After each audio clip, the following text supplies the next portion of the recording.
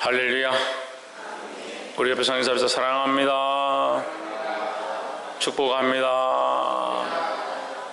예, 말씀의 제목을 읽어보겠습니다. 시작. 무릎 꿇지 않은 자. 19장 3절에 보면 저가 이 형편을 보고 일어나 그 생명을 위하여 도망하여 유다에 속한 브엘세바에 이르러 자기의 산을 그곳에 머물게 하고 했습니다.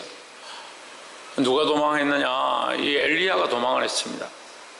4절에 스스로 광야로 들어가 하룻길쯤 가서 한 노뎀나무 아래에 앉아서 자기가 죽기를 원하여 이르되 여호와여 넉넉하오니 이제 됐으니 지금 내 생명을 거두시옵소서. 나는 내 조상들보다 낫지 못하니이다 하십니다.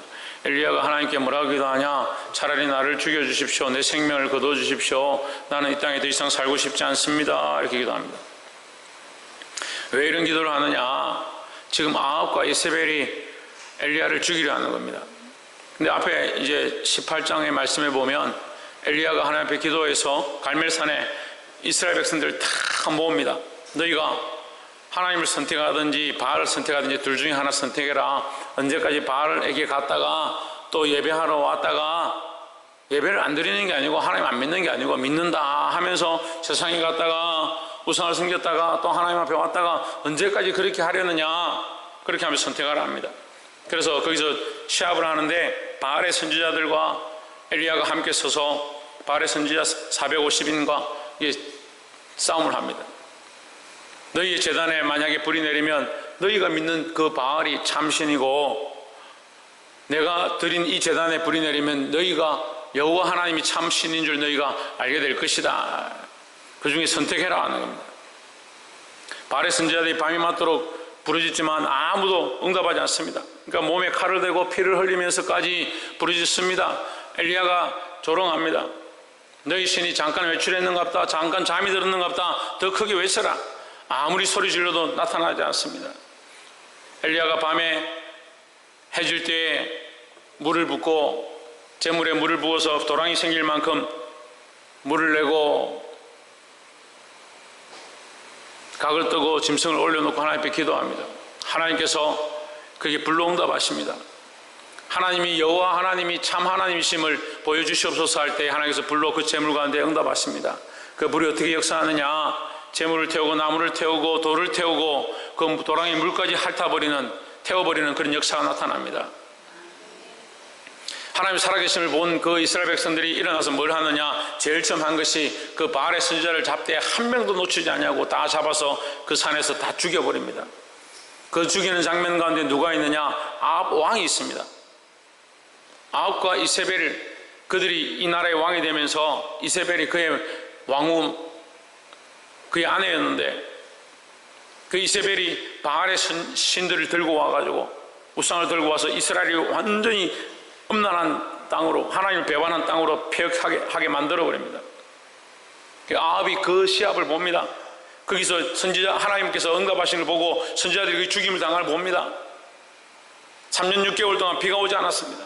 하나님께서 그 우상을 숭배하는 땅에 저주하셔서 3년 6개월 동안 비가 오지 않았습니다. 근데 이 시합이 있고 난 뒤에 엘리야가 산에 올라가서 하나님 앞에 무릎 꿇고 기도합니다. 상황을 보내서 보아라 하니까 멀리 아무것도 보이지 않습니다. 다시 기도합니다. 조그만 먹구름이 일어난다 합니다. 그 구름을 보고 다시 엘리야가 기도합니다. 기도할 때 그 구름이 점점 커져서 오고 있습니다. 뛰어내려오면서 아합 왕에게 이제 비가 있을 겁니다 하고 달려가기 시작합니다. 그 아합이 마차를 타고 군까지 가는데 이 성경에 기록된 기록으로 보면 거리로 보면 24km 정도 됩니다. 24km를 허리에 끈을 동이고 이 엘리야가 뛰기 시작하는데 그 마차보다 앞서서 달렸다. 지치지도 않고 달려갔다. 그런데도 그 아합은 하나님이 불로 응답하는 것도 보았고 바알의 선지자들이 다 죽는 것도 보았고 재물이 다 타는 것도 보았고 하나님께서 3년 6개월 동안 하늘을 막으셨는데 다시 응답하셔서 비를 내리시는 것도 보았는데 엘리야가 성령에 충만하여서 그 앞에서 24km를 달려가는 것을 보았는데도 그가 19장에 돌아와서 뭘 하느냐? 자기 아내와 얘기하고 이세벨에게 이 모든 얘기를 하니까 이세벨이 그 말을 듣고 엘리야를 죽여라. 그 말에 따라서 살아계신 하나님을 목격한 것보다, 은혜를 받은 것보다, 말씀을 듣고 깨달은 것보다 자기가 기뻐하고 좋아하는 사람의 말을 듣기 시작하는 겁니다. 그럼 하나님을 두려워하지 않는 거예요. 말씀을 듣지 않는 거예요. 자꾸 눈에 보이는 것만 쫓아가고 내 생각을 쫓아가고 내 가치관을 쫓아가니까 그 가치관이 무너지지 않는 이상 말씀이 그 안에 뿌리를 내리지 못하는 겁니다. 그 말씀은 늘 듣는데 내 속에 살아있지 않고요, 나는 계속 살아있어요. 내 생각은 계속 여전히 있어요. 어떻게 하면 좋겠습니까?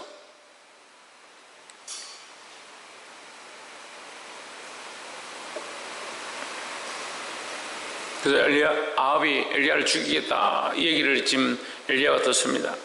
오늘 본문에 이 사건이 나타나죠. 엘리야가 도망칩니다. 도망쳐서 로뎀나무 아래에 앉아서 하나님을 기도합니다. 하나님, 내 생명을 거둬주십시오. 사랑하는 성도 여러분, 우리가 이 말씀 가운데 첫 번째 나누고 싶은 말씀은 인간의 완악함을 무너뜨려야 한다는 겁니다. 여러분, 아합도 완악하고요, 죄송한 말씀이지만 엘리야도 완악합니다. 엘리야도 자기 고집과 자기 생각이 아직 그 속에 있는 겁니다. 그러니까 뭐라고 하냐? 나는 죽는 게 낫다. 내 생각이 옳다. 나는 여기서 내가 이만큼 충성하고 이만큼 봉사하고 이만큼 헌신하고 이만큼 했는데 지금 내게 당한 건 뭐냐? 나 죽으라고. 지금 아합이 나를 죽이려고 하는데 방금 성령 충만했던 이 엘리야가 죽여주십시오 하는 것이나, 아합이 완악해서 하나님의 역사를 보았는데도 완악해서 엘리야를 죽이겠다고 하는 것이나, 물론 차이가 있죠. 차이가 있지만 둘 다 문제가 있다는 거죠. 인간의 완악함은 내적과 외적 모양으로 나타납니다. 우리 속 사람이 완악하고요, 그 사람도 완악한 겁니다. 이 시대가 완악하고요, 이 세상이 완악합니다. 하나님의 질서와 말씀과 진리보다 세상의 질서와 세상의 논리와 세상의 이론과 세상의 법이 앞서갑니다.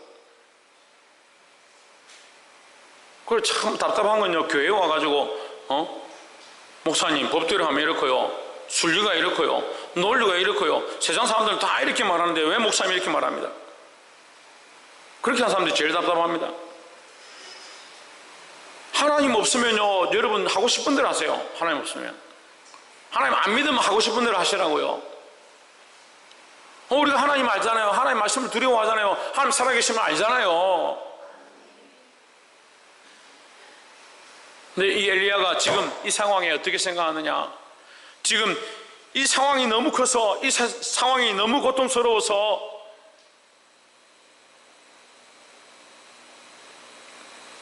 하나님 앞에 나아가는 것보다 차라리 죽는 게 낫다라고 생각하는 거예요.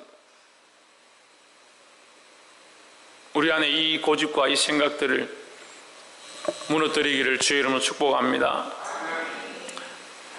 5절에 로뎀나무 아래에 누워 자더니 천사가 어루만져 이르되 일어나서 먹으라 하는지라. 본즉 머리맡에 숯불에 구운 떡과 한 병 물이 있더라. 이에 먹고 마시고 다시 누웠더니 질절 여호와의 사자가 또다시 와서 어루만지며 이르되 일어나서 먹으라.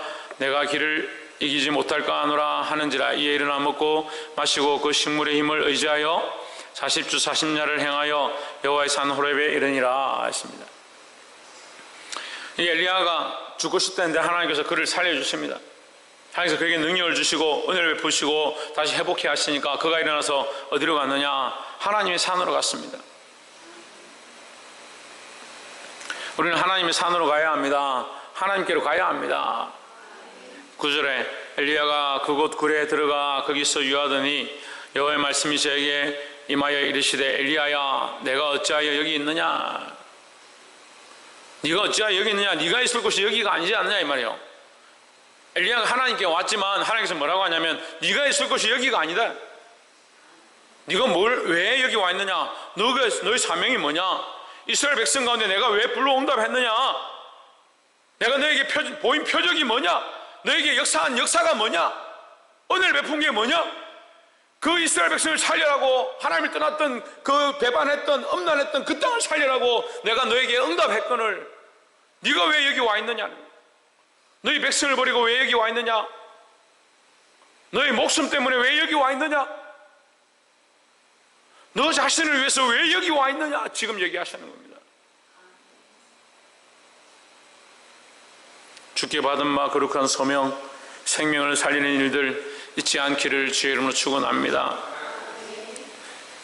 11절에 여호와께서 이르시되 너는 나가서 여호와 앞에서 산에 서서라 하시더니 여호와께서 지나가시는데 여호와의 앞에 크고 강한 바람이 산을 가르고 바위를 부수나 바람 가운데 여호와께서 계시지 아니하며 바람 후에 지진이 있으나 지진 가운데도 여호와께서 계시지 아니하며 12절에 또 지진 후에 불이 있으나 불 가운데도 여호와께서 계시지 아니하더니 불 후에 세미한 소리가 있는지라 했습니다. 여러분, 산에도 안 계시고 바위에도 안 계시고 지진에도 안 계시고 불에도 안 계시고, 지금 우리가 이 말씀을 이제 보면요, 이 앞에 있는 사건을 돌아볼 수 있습니다. 산이 깨어지고 바위가 터지는 사건이 있었습니다. 지금 하나님 불이 내려가지고 산이 깨어지고 바위가 터지는 그런 사건이 있었습니다. 그런 놀라운 표적이 나타났습니다. 우리는 다 그런 걸 바라보죠. 하나님, 우리에게 이렇게 응답해 주십시오. 이 사건이 다 깨지고요, 이 문제가 다 부서지고요, 내 앞에 당한 이 바위 같은 이 문제가 하나님의 은혜로 해결되기 원합니다. 그것만 바라보죠. 그래서 산을 옮길 만한 믿음이 있는 것처럼 보이는데 막상 산이 옮겨지고 나면 하나님은 없고,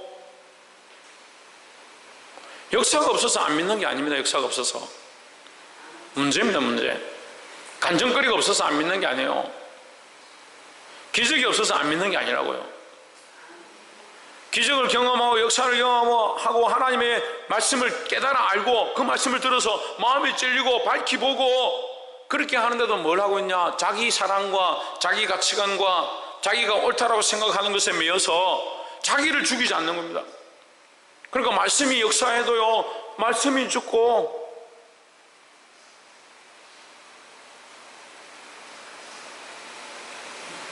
자꾸 무슨 생각을 하느냐?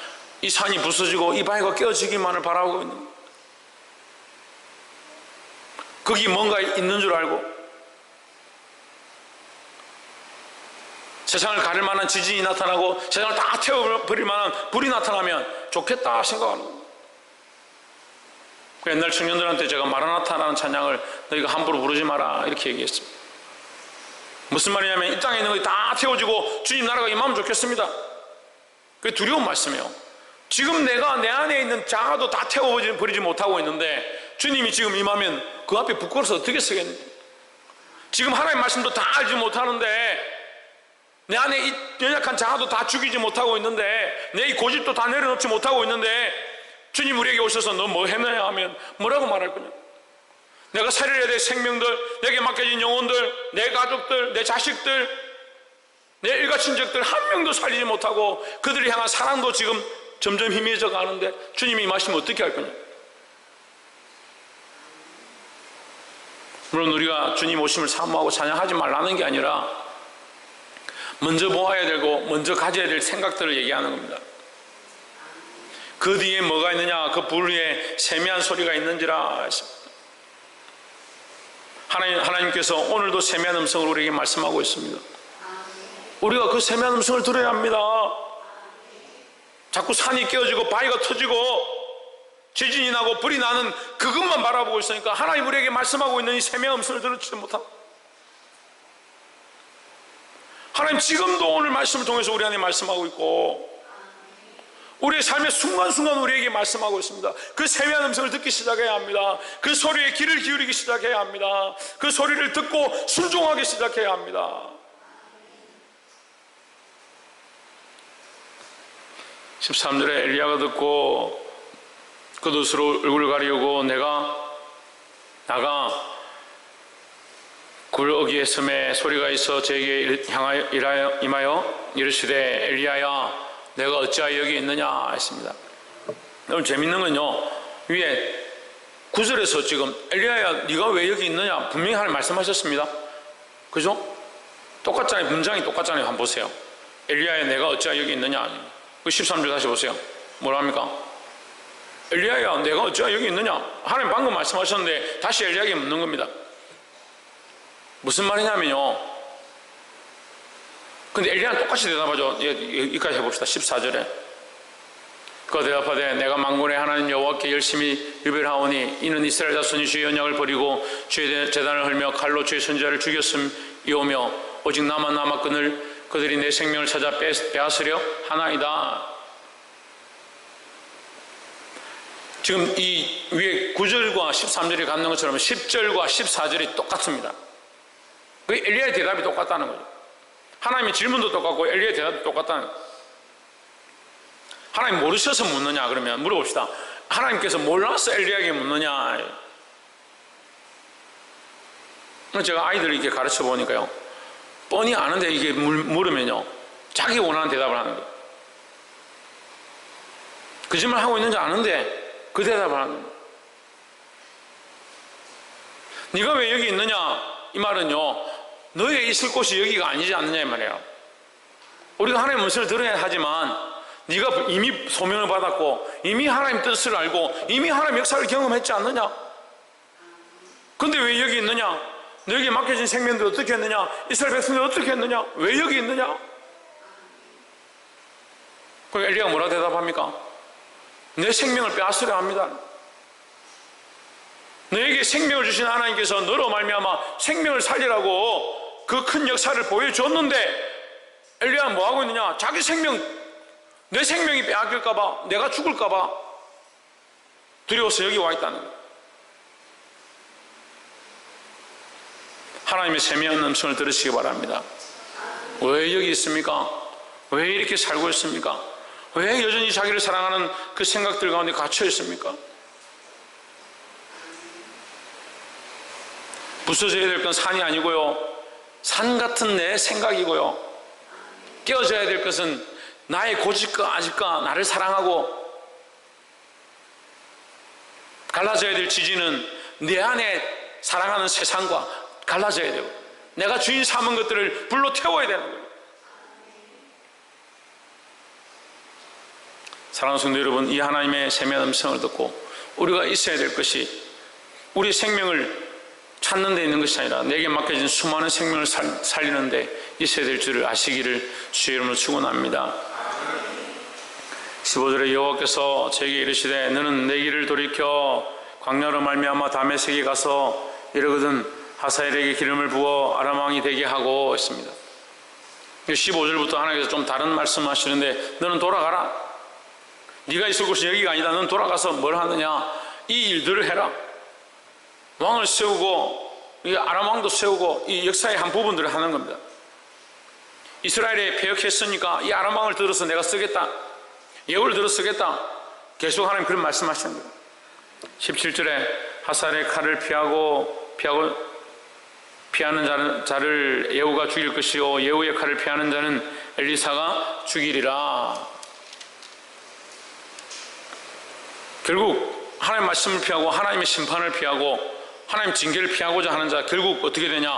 엘리사에게 죽는다. 마지막에 엘리사에게 죽는다. 엘리사는 이제 엘리야를 대신하여 세워질 선지자죠. 결국 엘리사를 통해서 죽는다는 것은 결국 심판을 받는다는 거예요. 18절에 그러나 내가 이스라엘 가운데 7,000명을 남기리니 했습니다. 바알에게 무릎을 꿇지 아니하고 다 바알에게 입맞추지 아니한 자니라 했습니다. 하나님께서 이 엘리야에게 은혜를 베풀어 주시는데 무슨 은혜를 주느냐? 무릎 꿇지 않은 7,000명이 있다.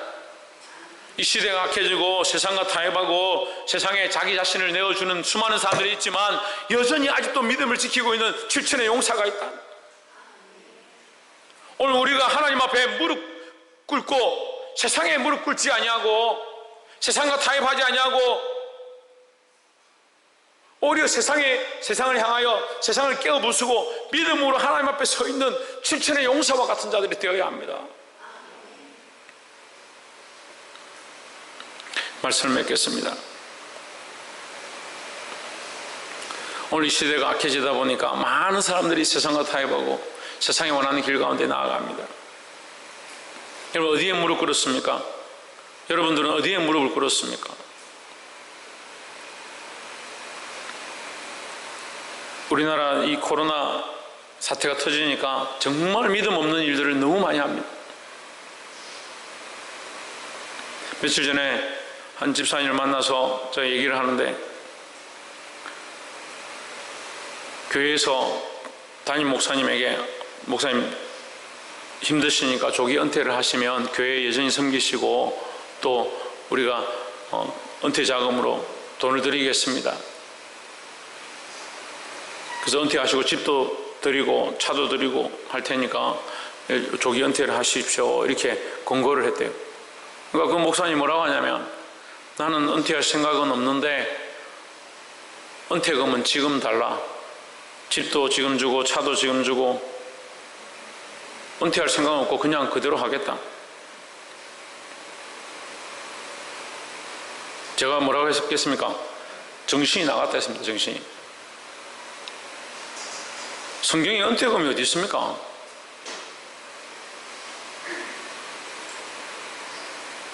성경에 없는 얘기들을 합니다. 하나님 말씀에 없는 얘기들을 하는 거예요. 우리가 옳다라고 생각하는 것들이 하나님 말씀에 맞느냐, 그걸 점검해야 되는데 그것과 관계없는 얘기들 계속 하는 겁니다. 시대가 악해지면요, 하나님의 음성은 듣지 않습니다. 그러면서 자기 생각이 산이다, 바위다, 이것은 움직일 수 없는 것이다 라고 생각합니다. 어제 또 한 청년을 만났습니다. 여러분 다 아시다시피 우리 지휘자매인데, 만나자마자 펑펑 울면서 계속 얘기합니다. 무슨 얘기를 하느냐? 교회를 위해서 기도하고 싶고 목사님을 위해서 기도하고 싶은데 사람들이 계속 기도 못하도록 방해한다. 기도하는 입을 막는다.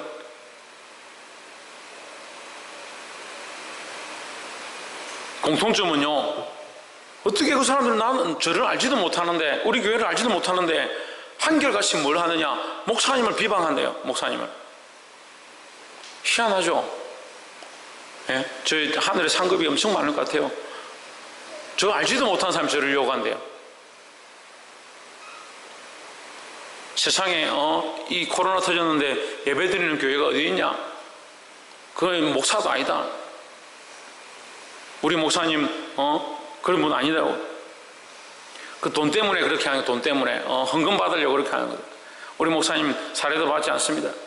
거짓말 하지 마라. 목사가 사례 안 받고 어떻게 사냐? 말도 안 되는 하지 마라. 말도 안 되죠. 우리가 예수 믿는 게 말도 안 되고 지금 여기 있는 게 말도 안 되고 우리 살아가는 삶 자체가 말도 안 되는 건데, 우리는 뭘 세상의 논리로 하면 말도 안 되죠. 그렇지만 하나님 말씀이 명백하고 살아계신 하나님 우리 앞에 계시니까 그 뜻을 따라 사는 겁니다. 그 하나님께서 지금도 우리를 인도하셨고 지금까지도 인도하셨고 앞으로도 인도하실 줄 믿습니다. 사랑하는 성도 여러분, 믿음을 잃지 말고 주께서 우리에게 허락하신 말씀처럼 바알에게 무릎 꿇지 아니하고 우상에게 무릎 꿇지 아니하고 세상에게 무릎 꿇지 아니하고 큰 산과 바위에 무릎 꿇지 아니하고 지진과 불에 무릎 꿇지 아니하고 우리의 목숨을 위협하는 것들 가운데 무릎 꿇지 아니하고 예수 그리스도의 이름 앞에 무릎 꿇고 하나님만 바라보고 사시는 저와 여러분 되기를 주의 이름으로 축원합니다. 기도하겠습니다.